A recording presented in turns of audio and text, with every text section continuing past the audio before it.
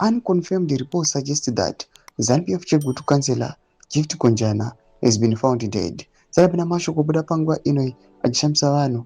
Panguva ino kunoonekwa kuti Gift Konjana akangonyangariswa, hatombozivikanwi kuti panguva ino after aita an election victory pama by elections awina, achizivikanwa kuti he was an opposition figure aigara achiwina ma elections, ndobva azodeflecta akanoenda kuZANU-PF. Panguva ino after winning ndo pakatanga kushayikwa. Panguva ino kuri kunzi pane mareports ari kuti he was found dead. Subscribe or like on the bell icon.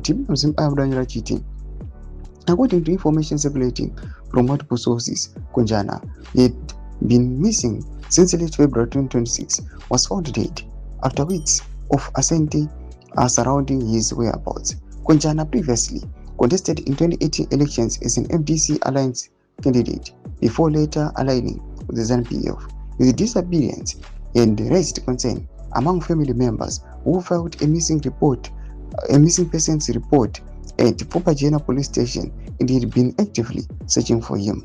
News of his alleged death has also been spreading on social media, including through a WhatsApp message shared in a group known as Alaska Legends, where Konjana was reportedly a member. Authorities have not yet confirmed the circumstances surrounding his death, and the cause remains unknown. Further details are expected as investigations continue. Doma developments ari pano muri Zimbabwe panauya Konjana iri kuonekwa kunzi aiwa iri kushamisa ruzhinji, and panguva ino family members they are even worried kuti what happened to him. Chii chingava chakamuraya kana kuti chii chakaita kuti agodisappear. Ndivanani vakamunyangarisa.